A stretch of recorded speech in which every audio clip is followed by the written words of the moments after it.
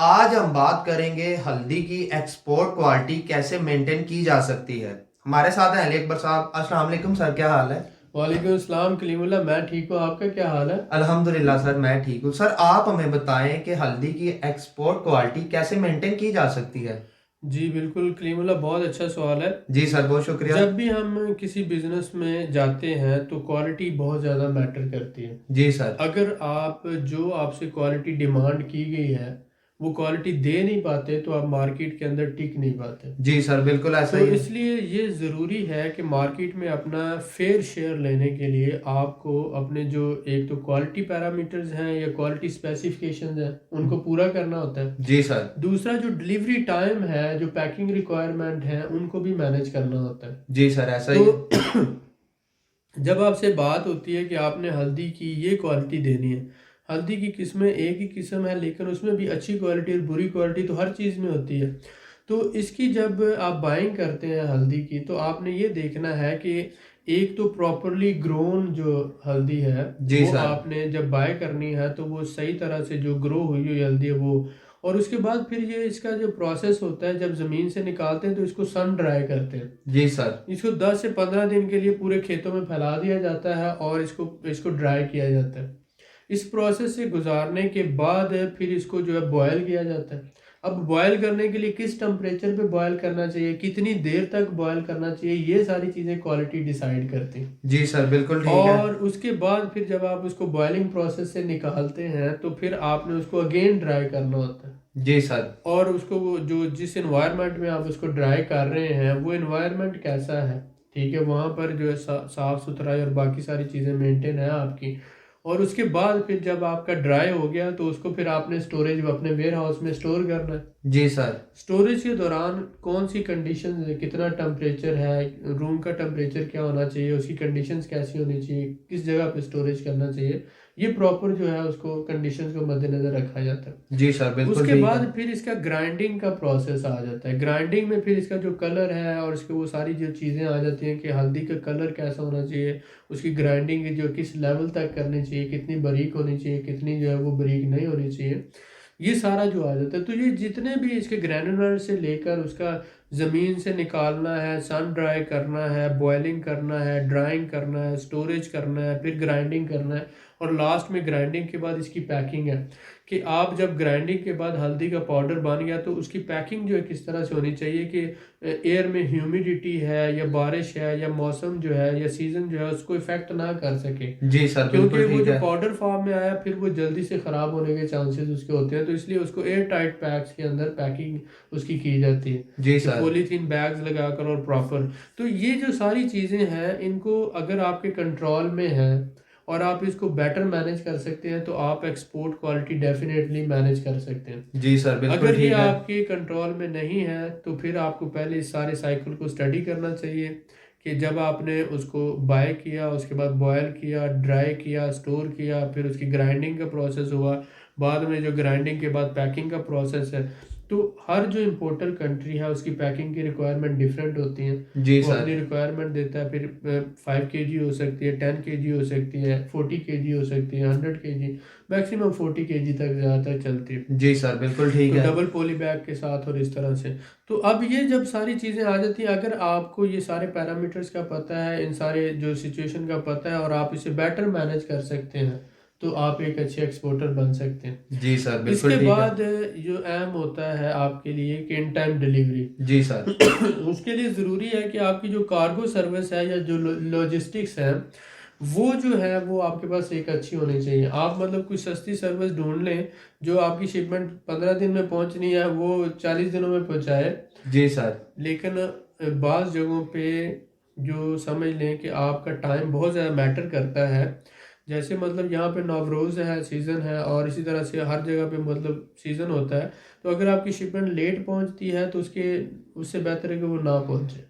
जी ठीक है। सर, बिल्कुल तो ठीक है। इंपोर्टर के लिए बहुत सी चीज़ें जो होती हैं वो ज़रूरी होती हैं। एक्सपोर्टर इन चीज़ों को मद्देनज़र रखते हुए अपनी सारी प्लानिंग करता है। जी सर, बिल्कुल ठीक है, बहुत शुक्रिया। सर मैं आपसे जानना चाहूँगा कि हल्दी की खरीदारी कब और कैसे करनी चाहिए। जी, हल्दी का जो सीज़न है, इसकी बुआई का सीज़न शुरू हो जाता है मिड मार्च से मिड अप्रैल तक, जी सर। और ये 8-9 महीनों में फसल तैयार होता है। जी सर। हर साल दिसंबर के एंड में और जनवरी के शुरू में जो है इसकी शुरू हो जाता है डिगिंग करना, इसको निकालना। तो हल्दी की फसल तैयार होती है जनवरी में। जी तो सर। अब जनवरी का पूरा महीना ले लें और उसके बाद फिर फरवरी का महीना ले लें। जनवरी, फरवरी और मार्च के मिड तक, तो ये समझ लें कि ये पूरा जो 2 महीने हैं ये बाइंग सीज़न है। जी सर। तो जब भी आप हल्दी बाय करते हैं तो आपको कोशिश करनी चाहिए कि जब हल्दी की फसल तैयार हुई आपको फार्मर से लेना चाहिए, क्योंकि उस वक्त जब आप लेंगे तो वो आपको मिनिमम रेट पे मिलेगी और आपकी बाइंग बेटर होगी। जी सर। तो बाइंग बेटर करने के लिए आप इन्वेस्टर शामिल कर सकते हैं, बैंक्स को शामिल कर सकते हैं और बल्क में बाइंग कर सकते हैं। आपको पता है कि पूरा साल मैंने कितनी क्वांटिटी में काम करना है। जी सर, बिल्कुल ऐसा जब ही है। ये सारा हो गया तो उसके बाद फिर आप उसकी जब सारा ड्राई करने के बाद स्टोरेज कर लें तो ये साल 2 साल तक खराब नहीं होने वाली ये कम्युनिटी। जी सर, बिल्कुल तो ठीक है। आप बाइंग जितनी अच्छी करेंगे और जितना इन टाइम करेंगे उतना ही आपके बिजनेस में ये बेनिफिट है। और फिर पाकिस्तान के अंदर ये बहुत बड़ा बिजनेस है। आप सुपर मार्केटों में, स्टोरों में और बड़ी मार्केटों में इसकी एक सप्लाई चेन बना सकते हैं और बहुत अच्छे लेवल पे काम कर सकते हैं। उसके बाद फिर एक्सपोर्ट लाइन में आ सकते हैं। जी सर, बिल्कुल ठीक है, बहुत शुक्रिया।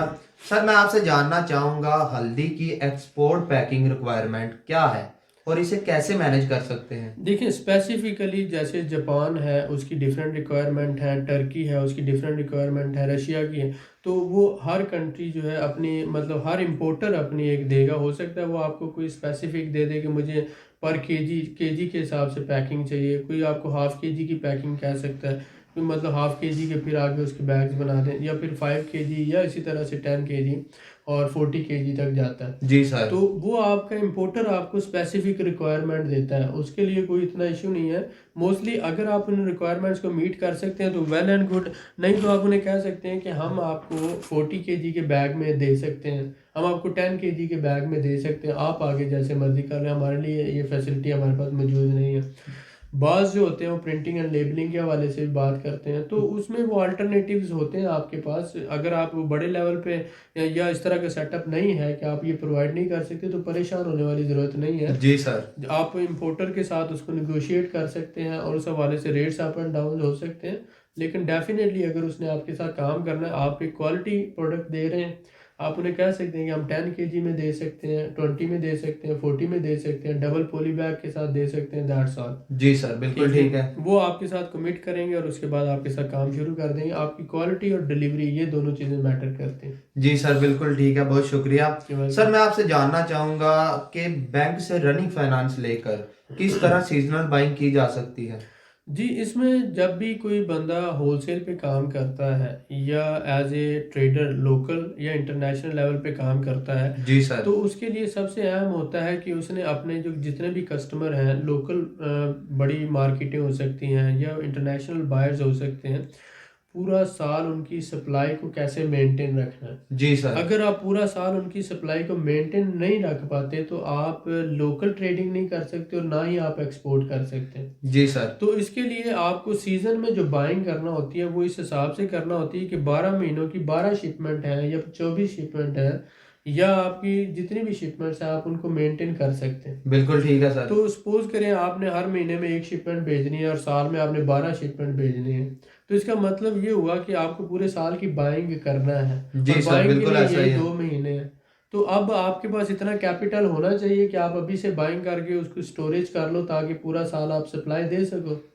तो इतना कैपिटल करने के लिए फिर हमें इन्वेस्टर बीच में डालना पड़ता है या फिर बैंक से रनिंग फाइनेंस लेना पड़ता है। जी सर, तो जब बिल्कुल आप ठीक किसी है। भी बैंक के साथ काम कर रहे होते हैं तो वो आपका पिछली क्रेडिट हिस्ट्री देखते हुए आपको अगले साल की बाइंग के लिए साल 2 साल फर्दर, तो वो सारा देखते हुए आपको 1 करोड़, 2 करोड़, 4 करोड़ का जितना आपका बिजनेस वॉल्यूम है उस हिसाब से आपको वो रनिंग फाइनेंस ऑफर करते हैं और अपनी टर्म्स एंड कंडीशन पे करते हैं। जी सर, बिल्कुल ऐसा तो ही है। ये बहुत ज़्यादा हेल्पफुल होता है, गवर्नमेंट भी इसको फैसिलिटेट करती है कि एक्सपोर्टर जो है वो उसको सीज़न में बाइंग कर सके और फिर आगे अपनी पूरी चेन को मेंटेन कर सके। जी सर। तो इसी तरह अगर उसकी हेल्पफुल है तो आप बैंक से सर्विसेज ले सकते हैं या फिर किसी अपने प्राइवेट इन्वेस्टर, मसलन आप मेरे दोस्त हो, करीबी हो, आपके पास पैसा है, आपके पास कोई काम नहीं है, तो आप, मैं आपको कहता हूँ कि यार मुझे ये करनी है बाइंग, तो आप मुझे कोई 2 करोड़ की फाइनेंस दे दो, जी तो सर। इसमें आपका इतना शेयर होगा, तो वो आप अगर उस पर एग्री हो जाते हैं तो कोई इन्वेस्टर भी शामिल कर लेते हैं।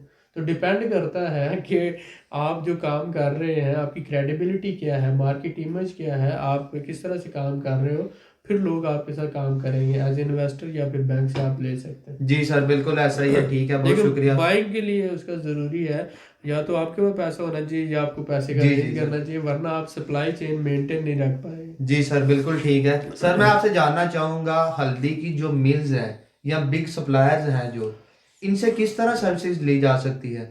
देखें, जो ऑलरेडी बड़े लेवल पे काम कर रहे हैं उनके पास ऑलरेडी पोटेंशियल होता है, जी सर। तो वो क्योंकि बाइंग उस हिसाब से कर रहे होते हैं, और पूरे मुल्क में आपको पता है हर घर में हल्दी खाई जाती है, तो बड़े लेवल पे काम होता है और बड़े बड़े लोग इन्वेस्टर और सप्लायर्स मौजूद हैं जो ऑलरेडी मार्केट में काम कर रहे हैं। जी सर। तो आप शुरू जब करते हैं तो आप उनके साथ एक टीम बन जाते हैं, आप उन्हें कहते हैं कि मुझे जो है ना आपसे सप्लाई चाहिए, मुझे ये क्वालिटी जो है हर महीने इतनी क्वांटिटी में चाहिए, मसलन मुझे 5 टन हल्दी हर महीने चाहिए और इस क्वालिटी में चाहिए, इस पैकिंग में चाहिए। जी तो सर। उसके लिए फिर आप 2-3 जो बड़े सप्लायर्स हैं उनसे रब्ता करते हैं, अपनी स्पेसिफिकेशन बताते हैं, अपनी डिमांड बताते हैं, तो जो बंदे आपकी वो डिमांड पूरा कर पाते हैं उनके साथ एज ए टीम काम करें, उनके साथ एक रेट फाइनल कर लें, जी सर। और उसी हिसाब से फिर आप अपने एक्सपोर्ट ऑर्डर्स और सारी चीज़ों को मेंटेन कर सकते हैं। जी सर, तो ये बिल्कुल बहुत ठीक अहम है। होता है और बड़ा हेल्पफुल होता है ये जब आप बिजनेस में आते हैं।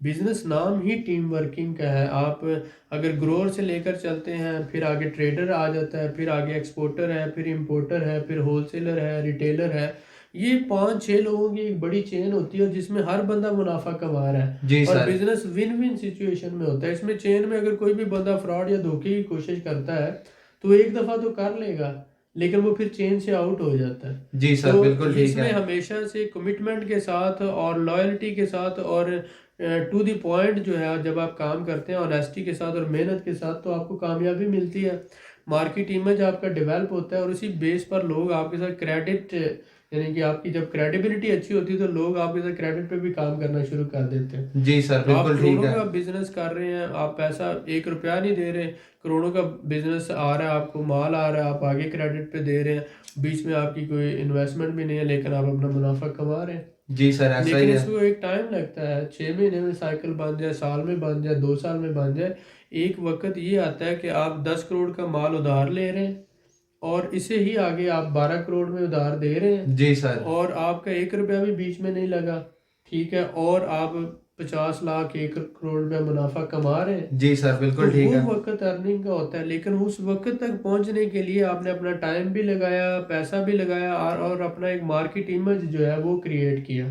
जी सर, तो ये बिल्कुल बहुत ऐसा ही अहम है। होता है। बिल्कुल ठीक है सर, बहुत शुक्रिया। You sir welcome. मैं आपसे जानना चाहूँगा कि अगर कोई हमारा पाकिस्तानी भाई हल्दी की एक्सपोर्ट करना चाहता है, तो उसने अपनी नई मार्केट्स में क्वालिटी की चेकिंग करवानी है अपनी माल की, तो आपकी कंपनी उस हवाले से क्या सर्विसेज प्रोवाइड करती है? जी, इसमें कोई भी बंदा अगर एक्सपोर्ट बिजनेस में आता है तो इसमें सिंपल है कि हल्दी में कोई इतनी ज़्यादा टाइप्स नहीं है। जी सर। उसमें ये होना चाहिए कि बेटर क्वालिटी की हल्दी जो है वो उसको बाय करनी चाहिए और उसके साथ साथ वो साबुत हल्दी बाय करके उसको अपनी निगरानी में उसकी ग्राइंडिंग करवानी चाहिए। जी सर, बिल्कुल क्योंकि ठीक है। बात ये है कि आप बहुत अच्छे हैं, लेकिन मैं आप पे डिपेंड नहीं कर सकता। जी सर, ऐसा क्यों? ही है। क्योंकि मकसद है कि आप जब ग्राइंड हुई हुई चीज़ है तो उसमें कोई भी चीज़ मिक्सिंग हो सकती है। तो आप हल्दी साबुत लें, आपने प्रोसेस करवाएं अपनी निगरानी में और प्रोसेस और पैकिंग करवाने के बाद एक्सपोर्ट करें।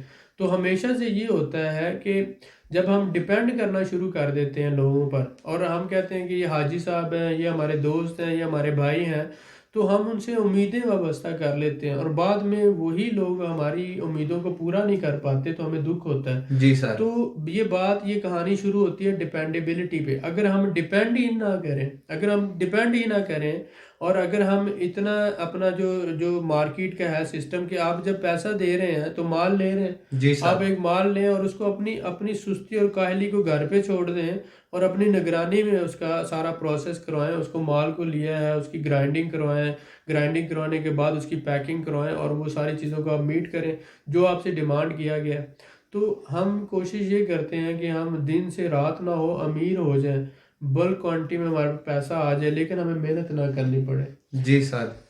जब भी आप बिज़नेस करते हैं तो बिज़नेस में रिसर्च के लिए आपको ग्राउंड फिज़िकल यानी कि उन एरियाज़ में जाना पड़ता है जहाँ पर ये चीज़ें ग्रो हो रही हैं। उन फैक्ट्रीज़ में जाना पड़ता है, उन मिल्स में जाना पड़ता है जहाँ पे प्रोसेस हो रही हैं और आपको स्टडी करना पड़ता है। तो रिसर्च एंड एनालिसिस करने के बाद आप उसकी पूरी स्टडी कंप्लीट करते हैं। हर प्रोडक्ट का एक लाइफ़ साइकिल होता है। जब आप उस सारे लाइफ़ साइकिल को स्टडी करते हैं फिर आप देखते हैं कि ये ग्रो हुई, उसके बाद प्रोसेस हुई, प्रोसेस के बाद हमने इसको स्टोर किया, स्टोरेज के बाद हम इसकी पैकिंग है और इसकी जो आगे हैंडलिंग है और हम इसको एक्सपोर्ट कर रहे हैं। तो हर चीज़ में जो क्वालिटी है उसकी मतलब प्रोसेसिंग की क्वालिटी है, ग्राइंडिंग आपने किस टेम्परेचर पे कितनी बारीक करनी है, फिर उसके बाद आपने पैकिंग उसकी किस तरह से करनी है कि ह्यूमिडिटी उसको इफेक्ट ना करे, फिर आपने एक्सपोर्ट के लिए कौन सी सर्विसेज चूज़ की हैं। तो हर चीज़ में क्वालिटी जो है मैटर करती है जी आप सर, ऐसा ही। और हर चीज़ के लिए आपको मेहनत करना पड़ेगी और आपको अपनी एक टीम बनाना पड़ेगी। टीम बनाना पड़ेगी कि जो लोग बाय अच्छा कर सकें, टीम बनाना पड़ेगी जो उसको प्रोसेस अच्छा कर सकें और टीम बनाना पड़ेगी जो आपको अच्छी लॉजिस्टिक सर्विसेज प्रोवाइड कर सकें। जी सर, बिल्कुल ठीक तो है। ये 8-10 किस्म की टीमें हैं आपकी और इन सारी टीमों से अगर आप काम लेना जानते हैं, बेटर मैनेजमेंट करना जानते हैं, तो आप अच्छे एक्सपोर्टर बन सकते हैं। जी सर, अगर आप बिल्कुल ठीक नहीं है। कर सकते तो फिर आपको घर में बैठना चाहिए, कोई छोटी-मोटी दुकान चलानी चाहिए। जी सर, बिल्कुल ठीक है। बहुत शुक्रिया सर जी, आपका। बहुत शुक्रिया। मज़ीद मालूमात के लिए हमारे चैनल को सब्सक्राइब करें, वीडियो को लाइक करें और शेयर करें। बेल आइकन को ज़रूर प्रेस करें ताकि हमारी अगली वीडियो आपको मिल सके। अल्लाह हाफिज़।